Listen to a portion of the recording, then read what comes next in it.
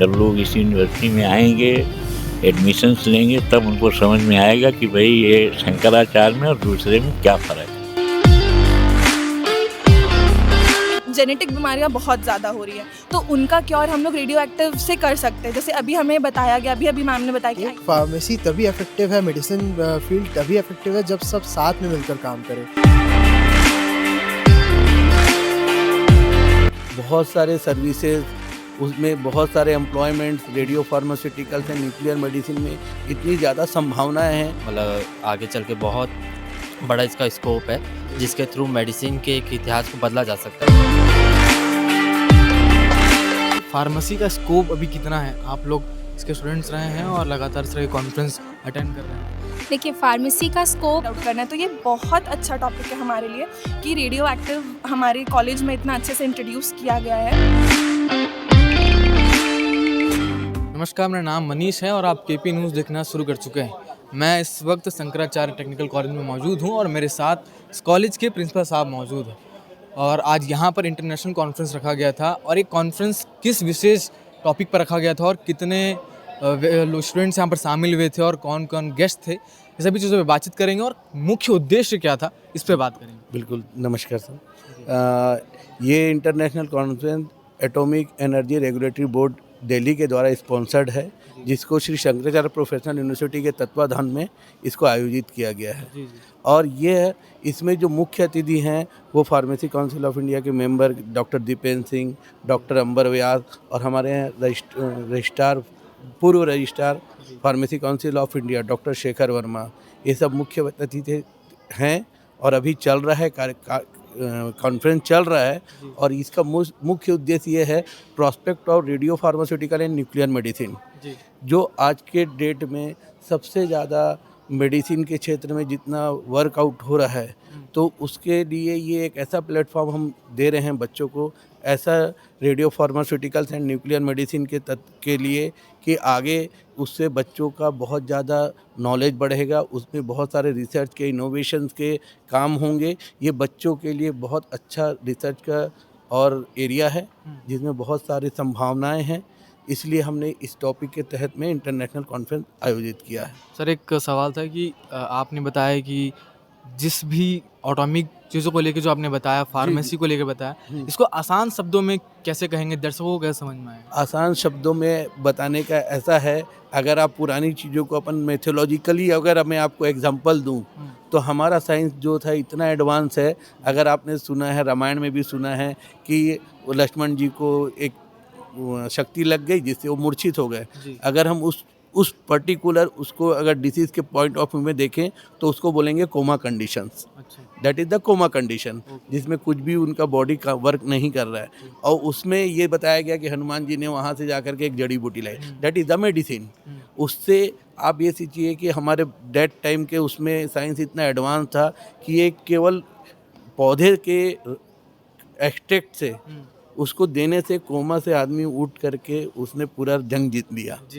तो यहाँ पे हमारे भारत देश के इतने हर्बल प्रोडक्ट्स हैं, उसके थ्रू और उसमें इतने रेडियो फार्मास्यूटिकल इंग्रेडिएंट्स हैं, उन सब के थ्रू हम इतना सारा साइंस के क्षेत्र में काम कर सकते हैं और लोगों के लिए काम कर सकते हैं।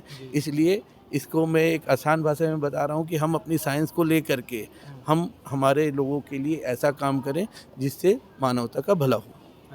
सर, इस कॉन्फ्रेंस में बच्चे लोग काफ़ी इकट्ठा हुए थे और काफ़ी इंटरेस्टेड टॉपिक भी रहा उनके लिए, तो उनके लिए कितना बेनिफिशियल है ये कॉन्फ्रेंस? जी बिल्कुल, अभी मोर देन 1000 बच्चे हमारे इसमें पार्टिसिपेट किए हैं। इनके लिए ऐसा है, ये एक ऐसा फील्ड है जिसमें बहुत सारे सर्विसेज, उसमें बहुत सारे employments, radio pharmaceuticals and nuclear medicine में इतनी ज़्यादा संभावनाएं हैं। उसमें वर्क करने से, उनमें इनोवेशन रिसर्च से, बहुत सारे लोग पेटेंट कराने से, कोई भी वर्क करने से इनके भविष्य के लिए बहुत सारे रास्ते खुल जाएंगे। सर, शंकराचार्य कॉलेज लगातार इस प्रकार के कार्यक्रम करता रहता है जिससे खासकर स्टूडेंट्स के लिए काफ़ी बेनिफिशियल होता है। जी, आप क्या कहेंगे आगे और क्या कुछ प्लान? जी बिल्कुल, जी श्री शंकराचार्य प्रोफेशनल यूनिवर्सिटी के जो चांसलर हैं श्री IP मिश्रा, उनका विज़न ही यही है कि लोगों में नॉलेज की एक क्रांति आए, ज्ञान का एक क्रांति आए, बच्चों में ऐसी शिक्षा दी जाए जिससे बच्चा खुद अपने पैरों में खड़े होकर के समाज को कुछ योगदान दे सके। तो इसलिए आगे का भी हमारा ये है कि नॉट ओनली फार्मेसी, हमारा मेडिकल कॉलेज भी है और भी कोर्सेज हमारे यूनिवर्सिटी में संचालित हैं। सबके बच्चे अपने अपने क्षेत्र में ज्ञान को इतना अर्जित करें जिससे वो पूरी दुनिया में अपना नाम रोशन कर सकें। Thank you. Sir, Shankaracharya college सारे स्टूडेंट्स को क्या संदेश देना चाहेगा इस कार्यक्रम के थ्रू? जी बिल्कुल, शंकराचार्य प्रोफेशनल यूनिवर्सिटी की तरफ से मैं ये संदेश देना चाहता हूँ कि आप यहाँ पे आइए, अपने ज्ञान को बढ़ाइए और ऐसा ज्ञान अर्जित कीजिए जिससे आप दुनिया में जा कर के सब जगह अपना डंका पीट सकें। Thank you. तो हम और कोशिश करेंगे कि सारे गेस्ट से भी बात किया जाए और इस कार्यक्रम को बहुत विशेष तरीके से आप तक पहुंचाया जाए ताकि आपको भी समझ में आए कि शंकराचार्य कॉलेज क्या कुछ कर रहा है हर एक स्टूडेंट्स के लिए। आइए चलते हैं। ये देखिए, आज के समय में बहुत उपयोगी है, क्योंकि जो दवाइयाँ होती है उसके इफ़ेक्ट जो है, ये जो सब्जेक्ट इन लोगों ने चुना है ये बहुत ही रेयर सब्जेक्ट है और आज आधुनिक उस जीवन के लिए अत्यंत उपयोगी है। क्योंकि क्या है कि ये रेडियो एक्टिव जो मटेरियल्स हैं उनको काउंटर एक्ट करने के लिए मेडिसिन्स का इन लोगों ने वो उस पर विचार करने का ये सिम्पोजियम 2 दिन का रखा है। और ये सिम्पोजियम मुझे लगता है कि छत्तीसगढ़ के लिए तो हाई है, देश के लिए बहुत उपयोगी होगा इसका यदि सभी लोगों ने इसको पालन करें अच्छी तरह से। हमारे यहाँ करीब 100 अच्छे पेपर आए हुए हैं, उनको चुनिंदे पेपरों को ये सेलेक्ट करके और इसको आगे बढ़ाएंगे, लोग उसका उपयोग करेंगे तो मानव जीवन के लिए ये बहुत उपयोगी होगा। सर, स्टूडेंट्स के बीच में क्या कैसी बातचीत रही, क्या उनका क्या प्रतिक्रिया था? देखिए, स्टूडेंट को तो अब इसमें इंटरेक्ट करना है, उनकी प्रतिक्रिया तो हमेशा सकारात्मक ही रहेगी। दो जो वांट टू स्टडी, जिनको पढ़ना है और जो अपना ज्ञान अर्जित करने की जिनमें चाहत है, जिज्ञासा है, लालच है, ललक है, उन लोगों के लिए बहुत ही उपयोगी है। यह आप समझने की बात यह है कि हम उसको किस तरीके से ग्राह्य करते हैं। तो जो लोग इसको अच्छे पॉजिटिव वे से ग्राह्य करेंगे उनके लिए बहुत ही उपयोगी है। श्री शंकराचार्य यूनिवर्सिटी बहुत ही छोटे समय में ये काफ़ी ऊंचाई तक पहुंच चुका है और हम लोगों ने और कई सेमिनार इस तरीके से आयोजित किए हैं। और आज की तारीख में हम ये कह सकते हैं दावे के साथ कि हमने फार्मेसी में बहुत काम किया है, ख़ासतौर पर फार्मेसी में। यूनिवर्सिटी में तो काम हो ही रहा है, pharmacy in particular we are doing a lot of work. जो दिखता नहीं है लोगों को देखने की आवश्यकता है ना। तो इसलिए ऐसी आँखें चाहिए, जैसे भगवान कृष्ण को देखने के लिए मीरा की आँख चाहिए, भगवान राम को देखने के लिए सबरी की आँख चाहिए। उसी तरीके से हमारे यहाँ जो लोग कार्य कर रहे हैं उसको देखने के लिए उनको वाक चाहिए और समझ चाहिए। जब लोग यहाँ पे आएंगे, जब लोग इस यूनिवर्सिटी में आएंगे, एडमिशन्स लेंगे, तब उनको समझ में आएगा कि भाई ये शंकराचार्य में और दूसरे में क्या फ़र्क है। नमस्कार। आज के इस कॉन्फ्रेंस का जो विषय है न्यूक्लियर मेडिसिन और रेडियो फार्मास्यूटिकल्स पे, वो बहुत ही एक इम्पॉर्टेंट विषय है। तो आज जो बातचीत हुई उससे पहले मैं शंकराचार्य यूनिवर्सिटी को धन्यवाद और बधाइयाँ देना चाहता हूँ, क्योंकि इन्होंने एक प्रयास किया और इन्हें आर्थिक सहायता प्राप्त हुई है डिपार्टमेंट ऑफ एटॉमिक एनर्जी से इस कॉन्फ्रेंस को करने के लिए। यहाँ के जो सोसाइटी के जो फाउंडर मेंबर हैं IP मिश्रा साहब, एजुकेशन में उनका काफ़ी बड़ा नाम है और छत्तीसगढ़ के बच्चों को एजुकेशन और ख़ास तौर तक फार्मेसी एजुकेशन देने का उनका अथक प्रयास रहा है, उसको वो हमेशा दूरदृष्टि से देखते हैं। यहाँ के वाइस चांसलर फार्मेसी के टीचर हैं प्रोफेसर A.K. जहाँ साहब, यहाँ के प्रिंसिपल डॉक्टर गोविंद शर्मा जी, इन लोगों के अथक प्रयास से इस इंटरनेशनल कॉन्फ्रेंस का आयोजन हुआ है, जो एक बहुत ही बधाई का विषय है। जो इसका विषय है रेडियो टॉपिक आइसोटॉप, बहुत ही इंपॉर्टेंट विषय है, क्योंकि ये न्यूक्लियर मेडिसिन और रेडियो आइसोटॉप जो हैं, इनका प्रयोग आज के में सिर्फ मेडिसिन में ही नहीं, इमेजिंग टेक्नोलॉजी में, खाद्य पदार्थों को डिजिटलाइजेशन करने में भी रहा है। तो हमारे जैसे राज्य में इस विषय पे कॉन्फ्रेंस होना, बच्चों का सेंसिटाइजेशन होना एक बहुत इंपॉर्टेंट विषय है, जिससे बच्चों को पता चलेगा कि फार्मेसी के और साइंस के विद्यार्थियों के लिए इस फील्ड में क्या क्या नए आयाम हैं पढ़ने के लिए जॉब के लिए और ज्ञान के लिए। और इस कॉन्फ्रेंस से मैं बिल्कुल, क्योंकि इस कॉन्फ्रेंस में काफ़ी बड़े बड़े स्पीकर्स विदेश से और भारत भर से ज्वाइन हुए हैं, तो मैं बिल्कुल आशान्वित हूँ कि इस कॉन्फ्रेंस के माध्यम से बच्चे सेंसिटाइज होंगे और इस फील्ड में काम करेंगे। न सिर्फ बच्चों के लिए बल्कि यहाँ के शिक्षक और रिसर्चर के लिए भी इम्पॉर्टेंट है, क्योंकि वो इससे प्रेरित होकर जो DAE है और दूसरे डिपार्टमेंट है जो रेडियो फार्मास्यूटिकल पे ग्रांट प्रदान करते हैं उसके लिए भी अप्लाई करेंगे। और चूँकि हमारा एक विशिष्ट स्टेट है जहाँ पे जो लघु वन उपज जो हैं इनका स्टेरिलाइजेशन भी रेडिएशन के माध्यम से किया जा सकता है। डिपार्टमेंट ऑफ एटॉमिक एनर्जी अभी जितने भी बड़े बड़े मॉल वगैरह हैं जहाँ खाद्य पदार्थ आलू प्याज है इनका डिस्टेरिलाइजेशन कर रहा है ऑलरेडी। सेंटर रविशंकर विश्वविद्यालय में भी बातचीत चल रही है उसका एक सेंटर बनाने के लिए, फैसिलेशन सेंटर बनाने के लिए। तो एक बहुत ही उपयुक्त विषय है और आवश्यकता है समय की। मैं सभी ऑर्गेनाइजर्स को धन्यवाद देना चाहता हूँ और आप लोगों को भी धन्यवाद देना चाहता हूँ कि आपने इस विषय को कवर किया, और आशा करता हूँ कि आप इसे प्रमुखता से रखेंगे ताकि छत्तीसगढ़ के समस्त बच्चे इस विषय पे ज्ञान अर्जित करें, सेंसिटाइज हों और इसमें अपनी सहभागिता शिक्षक के रूप में, एक छात्र के रूप में दें। धन्यवाद। मैं डॉक्टर शेखर वर्मा, प्राध्यापक हूँ गुरु घासीदास केंद्रीय विश्वविद्यालय बिलासपुर में, फार्मेसी विभाग में। सर, आज के इंटरनेशनल कॉन्फ्रेंस में क्या कुछ विशेष रहा? यह इंटरनेशनल कॉन्फ्रेंस न्यूक्लियर मेडिसिन और रेडियो फार्मास्यूटिकल पे शंकराचार्य प्रोफेशनल विश्वविद्यालय में डॉक्टर गोविंद शर्मा जो कि इसके चेयरमैन है कॉन्फ्रेंस के, उनके तत्वाधान में आयोजित की जा रही है। और निसंदेह यह जो विषय है, यह टॉपिक है, ये छात्रों के लिए बहुत उपयोगी है। छात्रों के अतिरिक्त जो रिसर्च स्कॉलर्स होते हैं, जो फैकल्टी है, उनके लिए भी बहुत उपयोगी है, क्योंकि जिस तरह से राज्य में और केंद्र में हेल्थ सर्विसेज में ध्यान दिया जा रहा है, तो इस तरह के विषयों पे चर्चा करना बड़ा सार्थक सिद्ध होता है और नए तरह के टूल्स पता चलते हैं कि किस तरह से डायग्नोसिस किया जाए, ट्रीटमेंट किया जाए और हेल्थ में एक अवेयरनेस प्रोड्यूस किया जाए। और इस अंतर्राष्ट्रीय संगोष्ठी में बहुत अच्छे वक्ता आए हुए हैं और अभी एक प्रारंभिक इनॉग्रल सेशन हुआ है। उसके बाद हर एक तकनीकी सेशन में नए नए विषयों पर, इससे संबंधित विषयों पर चर्चा होगी और कुछ नए उपाय बताए जाएंगे। कुछ अंतर्राष्ट्रीय वक्ता भी चीन से यहाँ पे हैं जिनका लेक्चर कल के एक सेशन में है। देखिए, जो ये इंटरनेशनल कॉन्फ्रेंस ऑर्गेनाइज़ किया गया है, बहुत अच्छा और स्पेसिफिक टॉपिक है और जो कि फार्मेसी में एक बहुत रिलेवेंट टॉपिक है। जो हमारे जो आप अगर देखेंगे डायग्नोसिस में और ट्रीटमेंट में, स्पेसिफिकली जैसे कैंसर के ट्रीटमेंट में, जो हमें रेडियो फार्मास्यूटिकल्स बहुत उपयोग में आते हैं।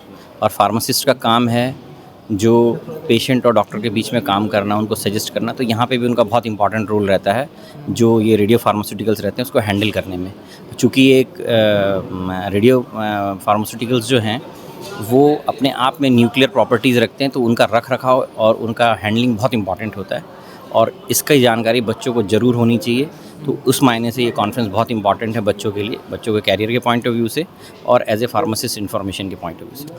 तो अभी हमारे साथ इस कॉन्फ्रेंस में जितने भी स्टूडेंट्स शामिल हुए हैं उनमें से कुछ स्टूडेंट्स हमारे साथ शामिल है और उनसे समझते हैं कि आज के इस कॉन्फ्रेंस में क्या कुछ ऑब्जर्व किया, किस टॉपिक पर आपको सीखने मिला और ये कितना बेनिफिशियल होगा आप लेकिन। हेलो एवरीवन, हमारा जो टॉपिक था आज का कॉन्फ्रेंस का वो रेडियो टेक्नोलॉजी और न्यूक्लियर के बारे में था। जैसे कि अभी ये बहुत ट्रेंडिंग टॉपिक्स है, बहुत सारी आप अगर देखेंगे या अभी जानेंगे, रिसर्च फील्ड जैसे अभी पता लगा रही है कि जेनेटिक बीमारियां बहुत ज़्यादा हो रही है, तो उनका क्योर हम लोग रेडियो एक्टिव से कर सकते हैं। जैसे अभी हमें बताया गया, अभी मैम ने बताया कि आइसोटोप्स और एलिमेंट्स को हम कैसे यूज़ कर सकते हैं। तो ये बहुत अच्छा टॉपिक था और हमारे लिए भी सीखने के लिए। As in current generation we need to prepare ourselves. जैसे कोविड आया था वैसे आगे और भी पैंडमिक्स आ सकते हैं। तो अभी हाइप ये है कि कैंसर बहुत हो रहा है, बहुत रैपिड हो रहा है, या फिर और अभी अवेयरनेस भी बहुत फैलाना बहुत ज़्यादा ज़रूरी है। तो एज अ फार्मासिस्ट, हम जो फार्मासिस्ट की तरह ग्रो हो रहे हैं, तो ये हमारी रिस्पॉन्सिबिलिटी है कि हम कैसे क्योर कर सकते हैं, उनके वेज फाइंड आउट करना है। तो ये बहुत अच्छा टॉपिक है हमारे लिए कि रेडियो एक्टिव हमारे कॉलेज में इतना अच्छे से इंट्रोड्यूस किया गया है। आप भी इस कॉलेज के हिस्सा हैं और कॉन्फ्रेंस के भी हिस्सा हैं, तो आपने क्या कुछ ऑब्जर्व किया और बहुत इनलाइटिंग कॉन्फ्रेंस था सबसे पहले तो, और जो टॉपिक था वो बहुत ज़्यादा बेनिफिशियल है। एज अ फार्मेसी स्टूडेंट हम लोग को बहुत मल्टीपल वेज़ में रेडियो टेक्नोलॉजी जो है उसको यूज़ कर सकते हैं, आगे आने वाली जनरेशन के लिए भी अच्छा है। एंड आई होप कि और भी ऐसे कॉन्फ्रेंसेस कॉलेजेस में होने चाहिए, जिससे कि बाकी कॉलेज वालों को और हमारे कॉलेज वालों को सबको एक अच्छा नॉलेज मिले, एक वैल्यू ऐड हो, ताकि हम आगे अपने फ्यूचर में क्या करना है, किस फील्ड में जाना है, आगे किस तरीके से हम लोग किस टॉपिक्स पे आगे रिसर्च या फिर स्टडी कर सकते हैं, वो सब पता कर सके। तो इस वजह से ये सब कॉन्फ्रेंसेस और होने चाहिए कॉलेजेस में, जिससे कि बाकी स्टूडेंट्स को भी बेनिफिट मिले उसका। Thank you. तो गर्ल्स ने तो बता दिया कि क्या कुछ उन्होंने ऑब्जर्व किया, आप बताइए क्या कुछ था आज के गाने? मेरे हिसाब से मेरा एक पॉइंट ऑफ व्यू जैसा रहा है फार्मेसी के डिपार्टमेंट्स को लेके, फार्मेसी तभी इफेक्टिव है, मेडिसिन फील्ड तभी इफेक्टिव है जब सब साथ में मिलकर काम करें। एक कॉलेज में ऐसा एक इवेंट कराना काफ़ी नहीं होगा, बाकी कॉलेजेस को साथ में ऐसे इवेंट्स कराने होते हैं। ये मेरा एक पॉइंट ऑफ व्यू रहा है। रेडियो टेक्नोलॉजी, बायोटेक्नोलॉजी ये लोग ज़्यादा अच्छा समझेंगे। जो टीचर्स हमें पढ़ाते हैं वो टीचर्स तो सही पढ़ाएंगे, हम सब कितना ग्रास्प कर पाते हैं वो हमारे ऊपर रहता है।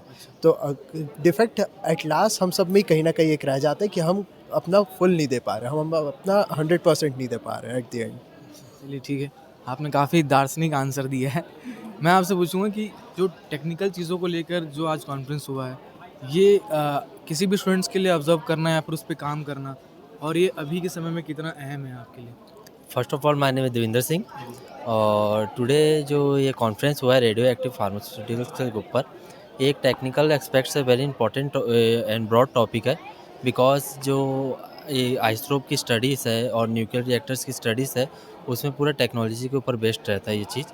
और जो जैसे बताया गया है कि कैंसर के ट्रीटमेंट के लिए मेनली इसको हम लोग आगे कंटिन्यू करें, एक very vast and broad spectrum है ये फार्मेसी रेडियो एक्टिव का, जो फार्मास्यूटिकल और मेडिसिन के इन लाइन में मतलब आगे चल के बहुत बड़ा इसका स्कोप है, जिसके थ्रू मेडिसिन के एक इतिहास को बदला जा सकता है बोला जाए तो।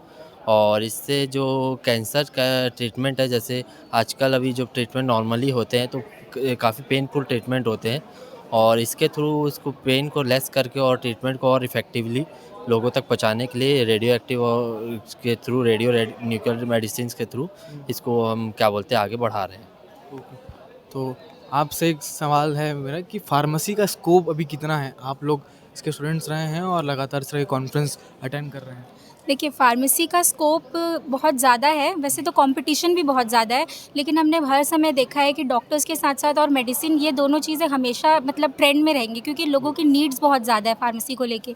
इसलिए हमने ये कॉन्फ्रेंस में भी न्यूक्लियर फार्मेसी के बारे में जाना है, क्योंकि जो बेसिक कन्वेंशनल मेडिसिन है वो तो हम लोग यूज़ करते आ रहे हैं, लेकिन अब कुछ नए रिवोल्यूशन की ज़रूरत है, जिससे हम लोग फार्मेसी के फील्ड में और आगे जा सके और मेडिसिन को और ईजी और सबके लिए असेसिबल बना सके, और मुश्किल से मुश्किल डिसीज़ेज़ को ईजिली क्योर कर सके, जैसे कि थायराइड, कैंसर्स, इन सब के लिए रेडियो टेक्नोलॉजी का यूज़ किया जाता है। इसके अलावा और भी बहुत सारी ऐसी डिसीज़ेज़ हैं जिनके लिए इस टेक्नोलॉजी का यूज़ किया जा सकता है। तो रेडियो टेक्नोलॉजी, न्यूक्लियर टेक्नोलॉजी, तमाम चीज़ों और तमाम बड़े बड़े शब्दों को लेकर आपने इस पूरे वीडियो में देखा। आज का कॉन्फ्रेंस कितना अहम था ये आपने इस पूरे वीडियो को देखकर समझ गया होगा। हमने पूरी कोशिश की उन तमाम लोगों से बात करने की जो इस कॉन्फ्रेंस के अहम हिस्सा बने थे, और इस तरह की वीडियो को हम लगातार आपके लिए लेके आते रहेंगे, मगर आपको केपी न्यूज़ को सब्सक्राइब करना बहुत ज़रूरी है, तो कर लीजिएगा। धन्यवाद। न्यू वीडियोस के अपडेट पाने के लिए सब्सक्राइब करें केपी न्यूज़ को और बेल आइकन को दबाएं।